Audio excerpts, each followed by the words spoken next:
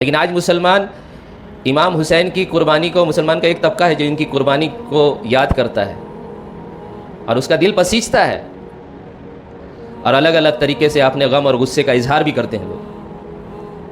لیکن میرے پیاروں، جو کچھ بھول گئے لوگ کہ ہمارا غصہ، ہمارا غضب، ہماری تکلیف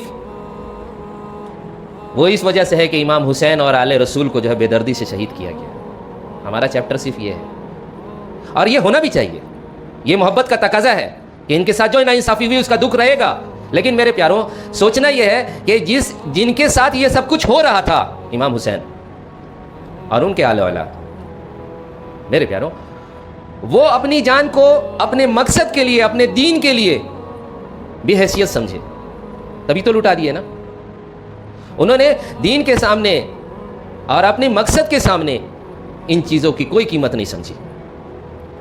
کہا دین باقی رہے، ایمان باقی رہے، اسلام باقی رہے، شریعت باقی رہے تو زندگی ہے، نہیں تو اس سے موت بہتر۔ میرے پیاروں، آج ہم وہ مقصد بھول گئے کہ امام حسین کیوں لڑے تھے۔ امام حسین نے اپنی زندگی، وہ قیمتی زندگی، اللہ اکبر، جن کے لیے حضور اقدس صلی اللہ علیہ وسلم سواری بنے ہو، جن کو دیکھ کے حضور اقدس صلی اللہ علیہ وسلم ممبر چھوڑ کے مسجد کے دروازے تک چلے گئے ہوں کہ میرا نواسہ لڑکھڑا کے گر نہ جائے۔ کتنی اہمیت والی جان، اللہ اکبر۔ انہوں نے اپنی جان کو بے حیثیت سمجھا کہ نہیں، مقصد کا حصول، اسلام کی بقا، اللہ کا بول بالا، یہ اہمیت رکھتا ہے۔ اور اسی کو ان چار باتوں میں نا واضح کیا کہ میں کیوں لڑنے پہ تم سے جو ہے، اگر تم مضر ہو، تم بضد ہو کہ تم پیچھے نہیں ہٹو گے، تو پھر میں بھی مضر ہوں، میں بھی بضد ہوں کہ میں بھی پیچھے نہیں ہٹ سکتا۔ جو ہو سو ہو، کہ تم نے اللہ کے قانون کو چیلنج کیا ہے کہ نہیں، اسلام میں ذمہ داریاں ملتی ہیں کہ لوگوں کی خدمت کے لیے، لوگوں کے ہدایت کے سامان کے لیے، نہ یہ کہ تم لوگوں کے اوپر حاکم بنو، بادشاہ بنو اور ان پہ ظلم کرو اور ان کے اور اللہ کے بیچ میں طاغوت بن کے بیٹھو، کہو کہ پھر ہم کو جو سمجھ میں آیا وہی تم کو سمجھنا پڑے گا، جو ہم کہتے ہیں وہ کرنا پڑے گا۔ نہیں، یہ احکم الحاکمین اللہ ہے، تم حکم جاری نہیں کر سکتے، تم کیسے نیا قانون بنا سکتے ہیں؟ تم خلیفہ وقت ہونے کا دعویٰ کرتے ہو اور اللہ کے قانون کی دھجی اڑ رہی ہے تمہارے سامنے۔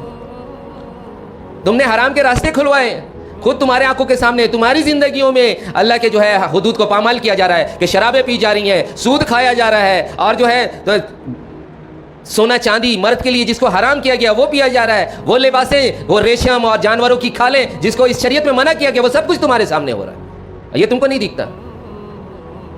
اسلام میں بیت المال کی حیثیت وہ عوام کا خزانہ ہے، وہ امیروں سے لے کے جمع کیا جائے گا تاکہ غریبوں کی کمر کو مضبوط کیا جائے، اور اس پہ تم خلیفہ وقت ہونے کے اعتبار سے تم اس خزانے کے خزانچی نہیں ہو، اس کے نگراں ہو۔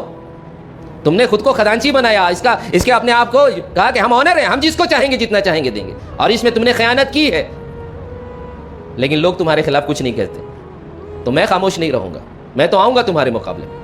تم نے پیارے نبی صلی اللہ علیہ وسلم کی سنت کو چیلنج کیا ہے۔ کیا پیارے نبی صلی اللہ علیہ وسلم نے یہی طریقہ بتایا تھا کہ باپ با اثر ہوگا تو بیٹا اس کی جگہ بیٹھے گا، باپ بادشاہ تھا تو بیٹا بھی بادشاہ بنے گا؟ تو اسلام میں اور ظالمانہ نظام میں پھر فرق کس بات کا رہ گیا؟ نہیں، اسلام میں تو خلافت کا کنسپٹ تھا، اور یہ ذمہ داری وہ خود مانگتا نہیں تھا، دی جاتی تھی، اور وہ اللہ سے ڈرتے ہوئے ذمہ داری کو قبول کرتا تھا کہ اگر نہ لیا تو اللہ کو کل کیا جواب دیں گے کہ کام مل رہا تھا، کام نہیں کیا، پیچھے ہٹ گئے، اور ڈرتے ہوئے ذمہ داری کو لیتا تھا کہ اللہ تیرے بھروسے یہ ذمہ داری لے رہے ہیں، اس ذمہ داری کو ہم سے جو ہے حق طریقے پہ پورا کراتے، ہم اس کی طاقت نہیں رکھتے، نہ ہم اپنی اہلیت کا لوگوں میں جو ہے نا تذکرہ کرتے ہیں، نہ ہم اپنی اہلیت کے اعتبار سے لوگوں سے اپنا جو ہے نا اس پوسٹ کا تقاضا کر رہے ہیں، بالکل نہیں۔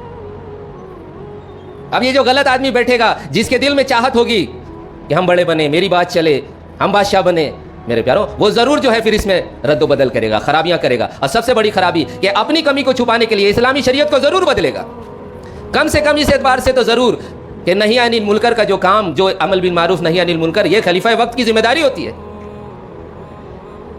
کہ نہی عن المنکر کی ذمہ داری کو پوری کرنے میں وہ کمی کوتاہی برتے گا۔ اس کا نتیجہ یہ ہوگا کہ عوام الناس کے ذہن سے دھیرے دھیرے اس گناہ کا اثر کم ہوتا چلا جائے گا، لوگ جو اس میں شرور و فتن ہوں گے وہ اس کی طرف جو آگے بڑھنا شروع کر دیں گے، جو شریف طبیعت لوگ ہوں گے دھیرے دھیرے ان کے اندر سے بھی جو ہے نا اس کے غلط ہونے کا احساس، وہ کمی دھیرے دھیرے کم ہوتی چلی جائے، اور اس نے اللہ سے کیا ہوا عہد کو بھی توڑ دیا۔ اللہ سے عہد کیا تھا، تم نے تو کلمہ پڑھتے ہی تم نے عہد کیا تھا کہ اللہ انصاف کریں گے بندوں کے ساتھ بھی اور تیرے ساتھ، کہ اللہ کا بھی حق ادا کیا جائے گا، بندوں کا بھی حق پورا کیا جائے. کیا ہوا؟ سب بھول گئے. میرے پیارو، یہ ساری بے انصافیوں کی وجہ سے امام حسین کھڑے ہوئے اور اپنے جانوں کا نذرانہ پیش کیا میرے پیارو، اور انسانیت کو یہ میسج دیا، کیا ہم سے بھی زیادہ تم جو ہے معذور ہو سکتے ہو؟ کیا ہم سے بھی زیادہ تم کو جو ہے نا ڈرایا جا سکتا ہے؟ کیا ہم سے بھی کمزور ہو سکتے ہو کہ 72 کے مقابلے پہ 22,000 کا لشکر آیا ہے؟ اب وہ 72 کے 72 جنگجو نہیں ہیں، اس میں عورتیں اور بچے ہیں، چند مرد احباب بھی ہیں. اللہ اکبر. لیکن لے کے کھڑے ہو گئے اللہ، اور انسانیت کو یہ پیغام سنایا کہ ہم حق کے مدعی بنا کے بھیجے گئے ہیں، حق کے پیشوا بنا کے بھیجے گئے، ہم حق کے سپاہی بنا کے بھیجے گئے. زمین پر حق کو قائم کرنا یہ ہم سب کی ذمہ داری ہے. لہٰذا ایسا نہیں ہے کہ امام حسین کے سامنے ایک یزید، ایک ظالمانہ نظام آیا تھا اور وہ اپنی قبر میں چلا گیا، بات ختم ہو گئی. آج جو مسلمان کر رہا ہے سارا گناہ کس کا ہے؟ تو یزید کا ہے اور یزیدیوں کا ہے، کہ شمر کا ہے اور ابن زیاد کا ہے اور جو ہے ہرمزان کا ہے، ان کی فساد ہے. اب ان کی قبر پہ بیٹھ کے ان کو کوسو اور اس پہ اپنا دل ٹھنڈا کر لو کہ بس ہو گئی، اپنی ذمہ داری پوری ہو گئی. ان کے لیے غضب اور غصہ کا دل میں رکھنا یہ تو ضروری ہے، لیکن میرے پیارو یہ بات ختم نہیں ہوتی. یہ غضب اور غصہ ہمارے اندر ایک پہچاننے کی صلاحیت، ایک مشاہدہ، ایک جو ہے گواہی کا جو ہے نا جذبہ کو اپنے دل میں زندہ رکھنے کے لیے ہے، تاکہ ہم اس زمانے کے یزید کو پہچان رہے ہوں، ہم اس زمانے کے ظالم اور جابر کو پہچان رہے ہوں. ہم اس یزید کو تو کوستے ہیں جو حق کے مقابلے پہ آیا، لیکن مارے آج جو یزید بنا بیٹھا ہے اس سے تو مصالحت کیے بیٹھے ہیں، ان سے ہم نے ایگریمنٹس کیا ہے اور کہتے بھی ہیں اب ہمارا وہ ایگریمنٹ اب پھاڑ کے ہمارے منہ پہ مارا جا رہا ہے، اب آر پار کی لڑائی ہوگی. کیوں کیا آپ نے یہ ایگریمنٹ؟ کیا اسلامی پوری شریعت میں، اسلامی کسی تاریخ میں کوئی ایک مثال ملتی ہے کہ حق والوں نے کبھی کمپرومائز کیا ہو؟ نہیں، جان دیا ہے. یہ مصالحت والا دین، یہ پیسو تھنکنگ، یہ غلامی والی ذہنیت کہ نہیں حال ایسا ہے اور ایسے حالات ہیں، ہم کیا کریں، ہم مجبور ہیں تو کیا کرو، تو جو بھی ظالم بادشاہ جو سر پہ بیٹھ جائے، جو طاقت ایکوائر کر لے تو بس اس کی حکاری بھرو، اس کے خلاف نہ جاؤ. یہ دین میں یہ بگاڑ کہاں سے آیا؟ یہ اتنا پکا اصول بن چکا ہے کہ سارا قرآن ایک طرف، حضور اقدس صلی اللہ علیہ وسلم کی ساری زندگی اور فرمان ایک طرف، اور ایک طرف یہ اصول کہ جو بھی بادشاہ ظالم سر پہ بیٹھ جائے گا تو ہم وقت کے حکمران کے خلاف کوئی بغاوت نہیں، کوئی خروج نہیں، کسی قسم کی جو ہے نا جدوجہد نہیں کریں گے. یہ سب سے مضبوط دین بن چکا ہے. آپ میں سے کچھ لوگوں کو تھوڑی سی بات یہ عجیب لگ رہی ہوگی، کیونکہ یہ بات اوپر سے کبھی دعوت دے کے نہیں بتائی جاتی، لیکن یہ اندر کا گڑا ہوا وہ جڑ ہے جو اوپر فرقہ بن کے ظاہر ہوا ہے. اندر کی جڑ یہ ہے، فرقے باہر سے اتنے لڑتے ہیں نا، اندر سب کی جڑ ایک ہے. سب کی جڑ یہ ہے کہ جو حکمران ہوگا اس کے خلاف خروج نہیں ہوگا. اگر خروج ہوا تو لگاؤ بھی اس کے اوپر فتوے، لگاؤ دفعات، اور اس کو کیسے بھی کر کے ختم کیا جائے. یہ ناسور ہے میرے پیارو. یہ بات اس حد تک بڑھتی چلی گئی کہ آج یہ لوگ اہل بیت میں سے حضرت امام حسین کی شہادت کو بھی نشانہ بنانے سے چکتے نہیں، اور کہتے ہیں امام حسین نے ولی عہد کے خلاف جو حکمران تھے، جو سو کالڈ خلیفہ، پاور ایکوائر کر لیا ہے جبرن، اب ہم خلیفہ ہیں اپنی مرضی کے، کہا اس کے خلاف خروج کیوں کیا؟ وہ خلیفہ تھے.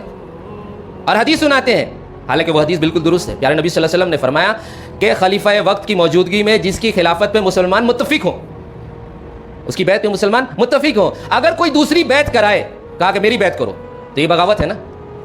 پیارے نبی صلی اللہ علیہ وسلم نے کہا اگر کوئی دوسری بیعت کرائے تو قتل کرو، وہ جو کوئی بھی ہو.